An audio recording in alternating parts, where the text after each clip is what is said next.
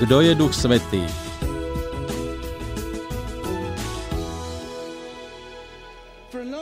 Myslím, že cirkev veľmi dlho ignorovala Ducha Svätého. Veľmi sa zameriavala na Boha Otca a Boha Syna. Niekedy bol Duch Svätý nepochopený.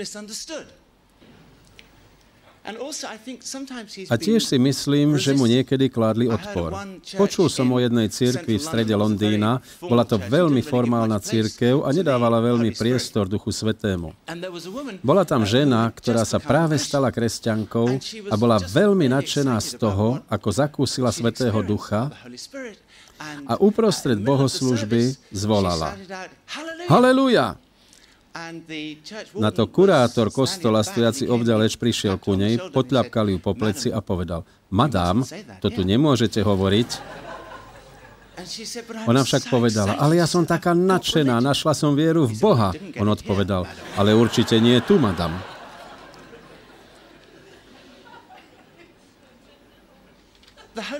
Duch Svätý však nie je iba úkaz 20. storočia. Bol tu doslova od stvorenia sveta. A práve tam chcem dnes začať, v príbehu o stvorení. Práve týmto sa budeme najbližšie zaoberať. Pozrieme sa na dejiny Ducha Svätého naprieč Bibliou. Začneme knihe Genesis 1.1 a prejdeme celou Bibliou až do posledného verša v Biblii v Zjavení 22. Pár veršov v strede preskočíme. Pozrime sa teda do Genesis 1, prvý verš. Duch Svätý bol účastný pri stvorení. Na počiatku stvoril Boh nebo a zem. Zem bola pustá a prázdna, tma bola nad prahlbinou a Boží duch sa vznášal nad vodami.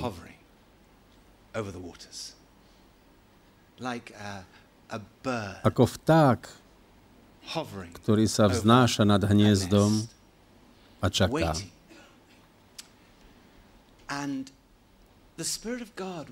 Duch Boží mal dať existenciu niečomu novému. Celá trojica sa zúčastnila stvorenia.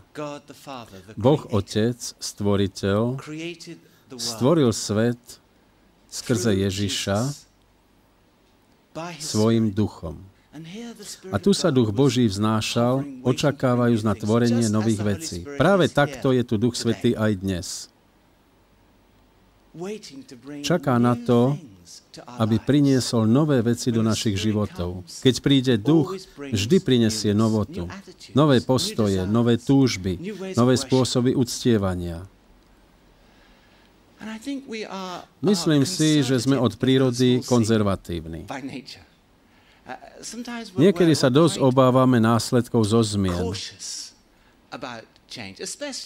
obzvlášť v cirkvi.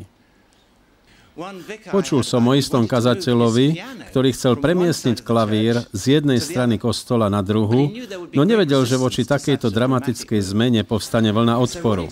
Tak sa teda rozhodol posúvať ho o 30 cm každý týždeň. A takto ho dostal za rok na druhú stranu.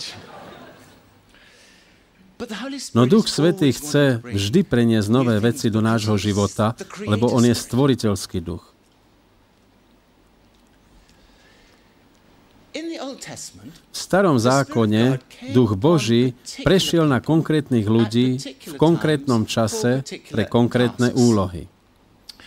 Napríklad taký Bacaleel v knihe Exodus 31, 1 až 5.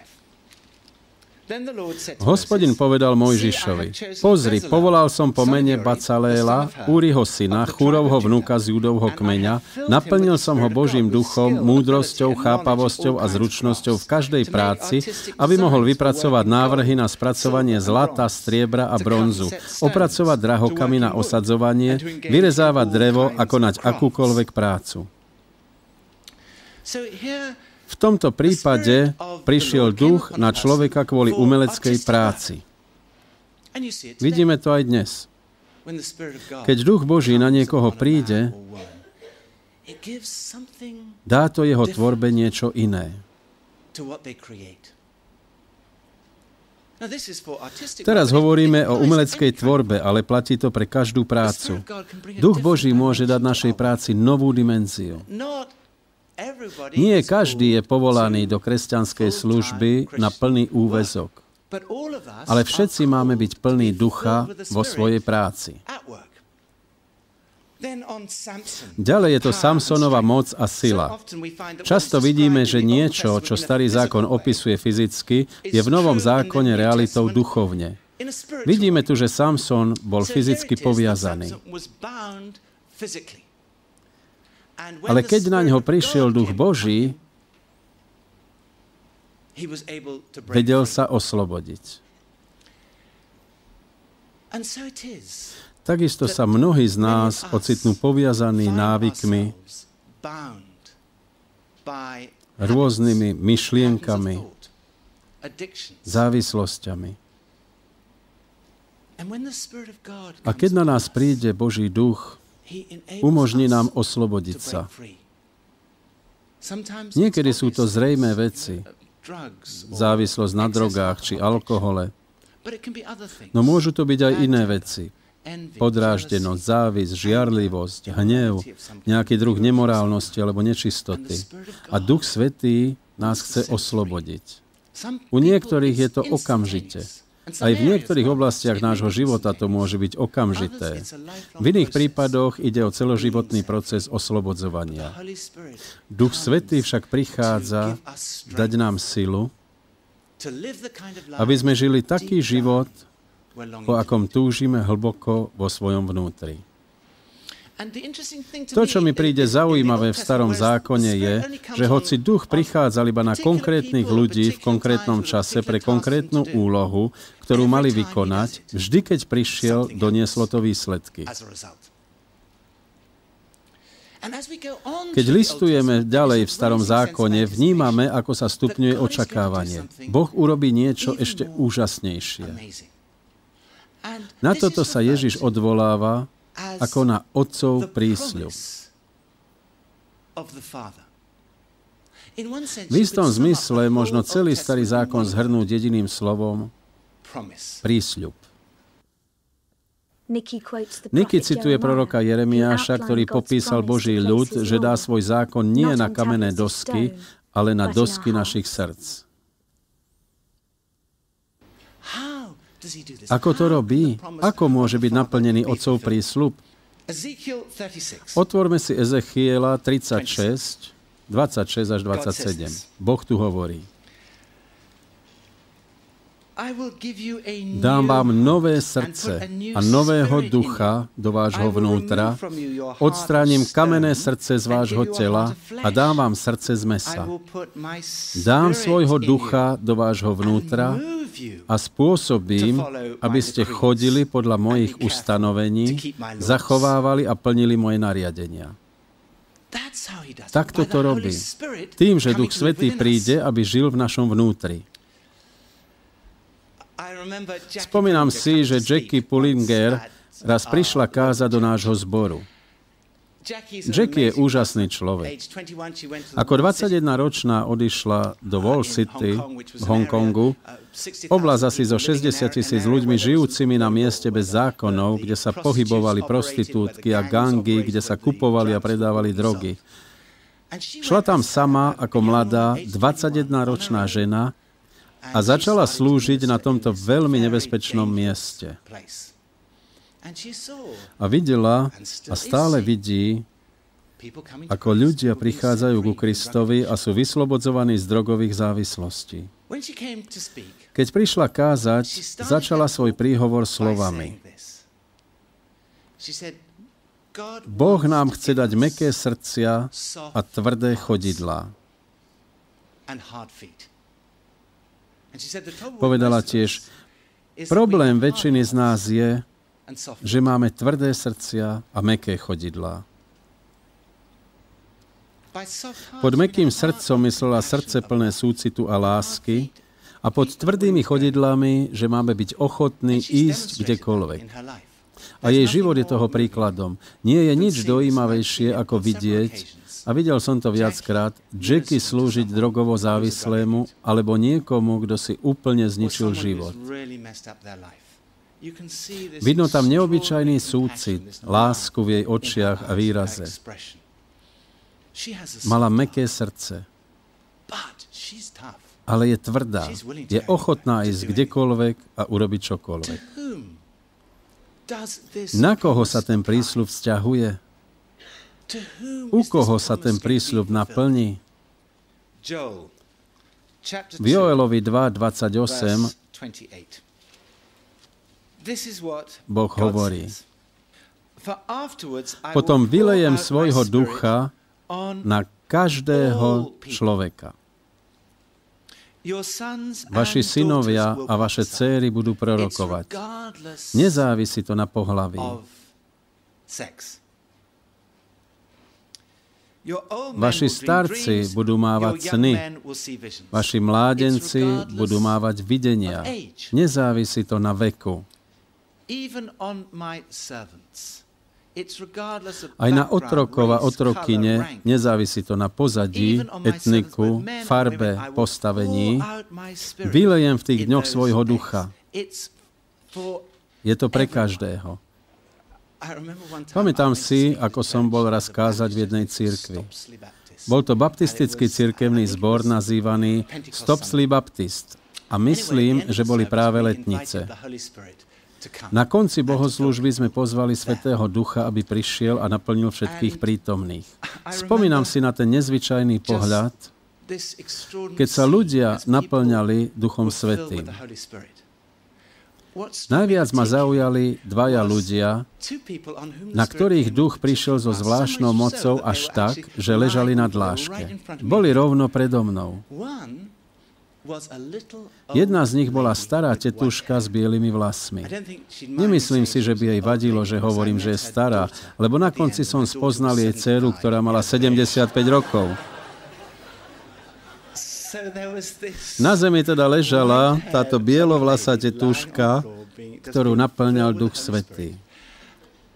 A vedľa nej bol 8-ročný chlapec, ktorý sa smial a prežíval úžasné chvíle s Bohom.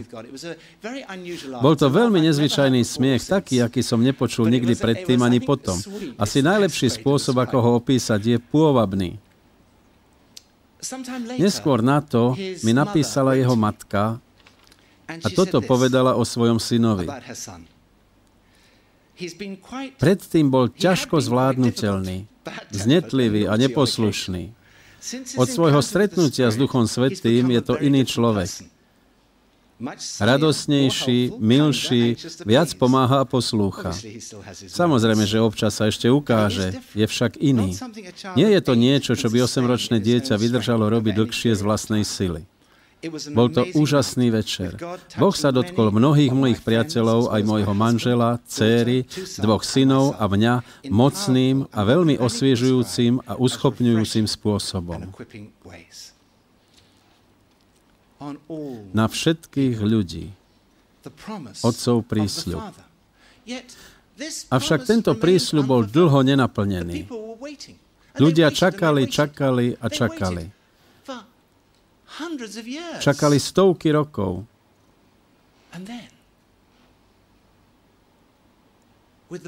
A potom, keď sa narodil Ježiš, to prišlo ako zvuk trúby.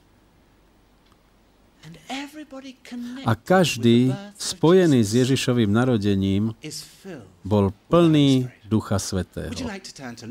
Pozrime sa do Lukáša 1:15. Ján Krstiteľ, ktorý pripravil cestu pre Ježiša a oznámil jeho narodenie. Píše sa tu, bude plný Ducha Svätého už v matkinom lone. Mária, Ježišova matka, Lukáš 1:35. Anjel jej odpovedal, Duch Svätý zostúpi na teba a zatvoní ťa moc Najvyššieho. Preto aj dieťa bude sväté a bude sa volať Božím synom. Alžbeta. Vo chvíli, keď prišla do Ježišovej prítomnosti, kým bol ešte v lone matky, 41. verš. Keď Alžbeta počula Máriin pozdrav, pohlo sa dieťa v jej lone a Alžbetu naplnil Duch Svätý. Takisto aj Zachariáš, otec Jána Krstiteľa, 67. verš. Jeho otec Zachariáš, naplnený Duchom Svätým, prorokoval. Stále to boli konkrétni ľudia v konkrétnom čase. No Ján bol prvým človekom, ktorý dal do súvisu otcov prísľub a Ježiša.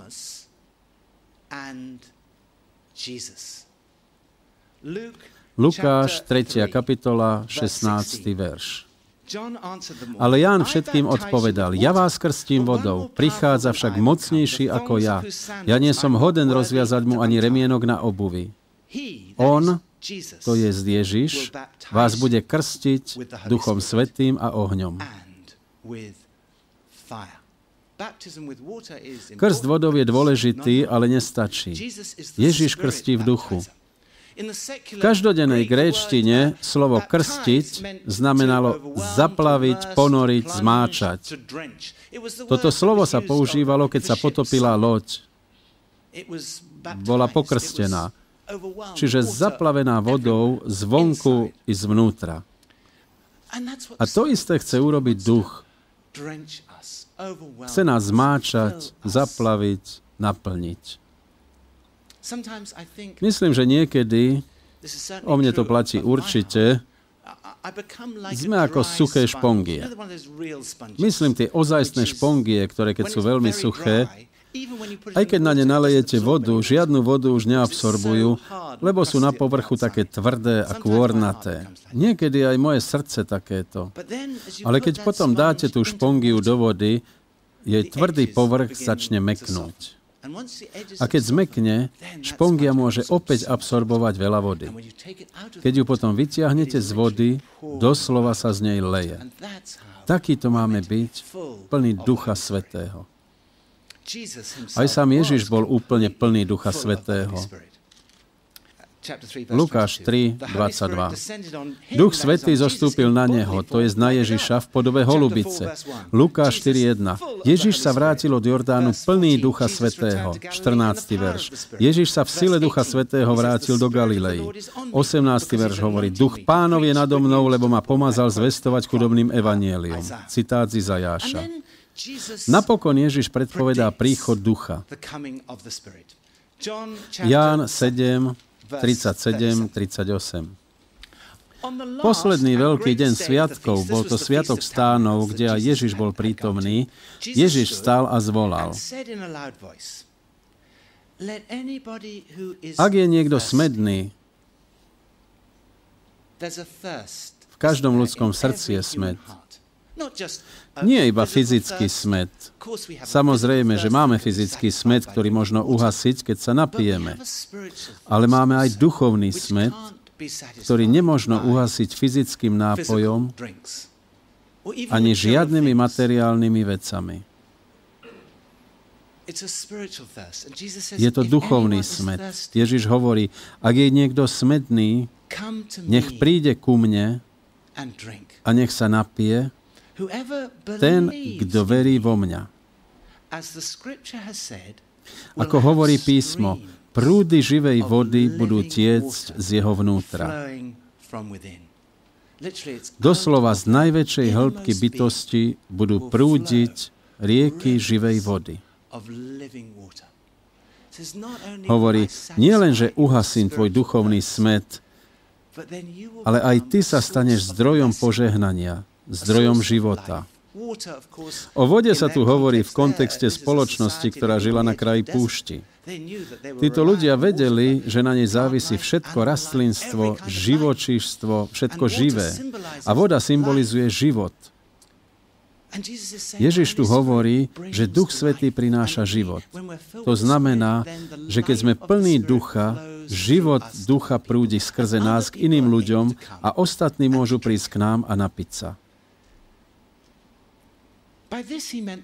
To povedal o duchu, ktorého mali prijať tí, čo v neho uveria. Duch totiž ešte nebol, lebo Ježiš ešte nebol oslávený. Keď Ján hovorí o tom, že Ježiš bol oslávený, hovorí o kríži a o vzkriesení. V Ježišových posledných slovách učeníkom na konci Lukášovho evanjelia čítame: Hľa, ja na vás zosielam, čo slúbil môj Otec. Otcov prísľub. Vy však zostaňte v meste, kým nebudete zahalení mocou z výsosti. A oni čakali a modlili sa, čakali 10 dní. Po celý ten čas očakávanie rástlo, ako keď niekto vezme fľašu šampanského a trasie ňou. A za nejaký čas v Skutkoch 2.2 vyletel korok. Skutky 2. kapitola, 2. a 4. verš. Tu sa zrazu strhol z neba hukot, ako keď sa ženie prudký vietor a naplnil celý dom, v ktorom sedeli. Ukázali sa im ohnivé jazyky, rozdelené tak, že na každom z nich spočinul jeden. Všetkých, nie len konkrétnych ľudí v konkrétnom čase na konkrétne úlohy. Všetkých naplnil Duch Svätý a začali hovoriť inými jazykmi, ako im Duch dával hovoriť. Reakcie ľudí boli rôzne. Niektorí povedali, to je absolútne, úžasné, skvelé. 7. verš. Iní v 12. verši žasli v rozpakoch. Pomysleli si, wow, to je úžasné, ale trochu čudné.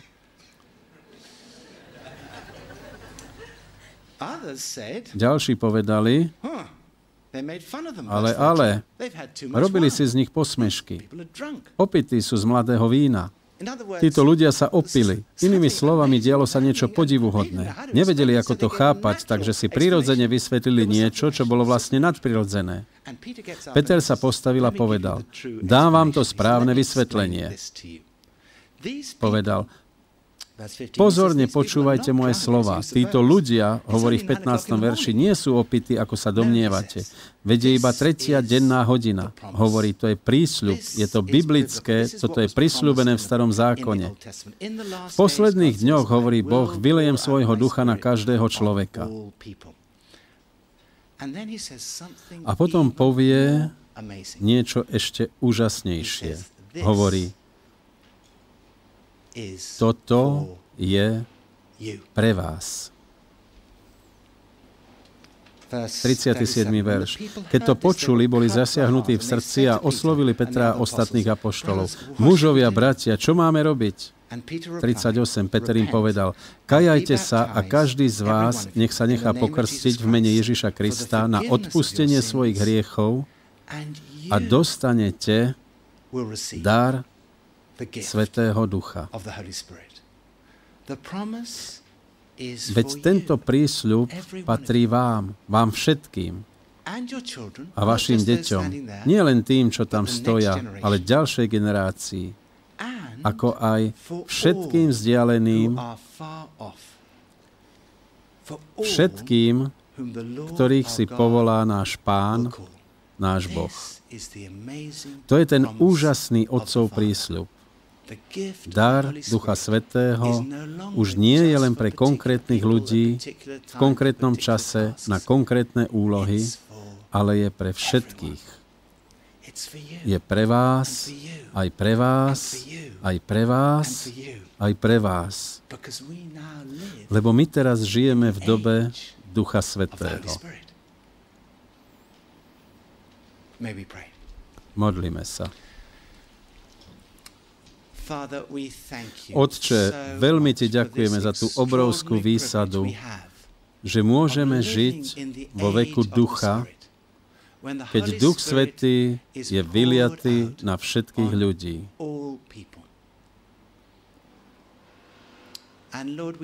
Modlíme sa, Pane, aby si nám pomohol lepšie pochopiť, čo to znamená osobne pre každého z nás. V Ježišovom mene. Amen.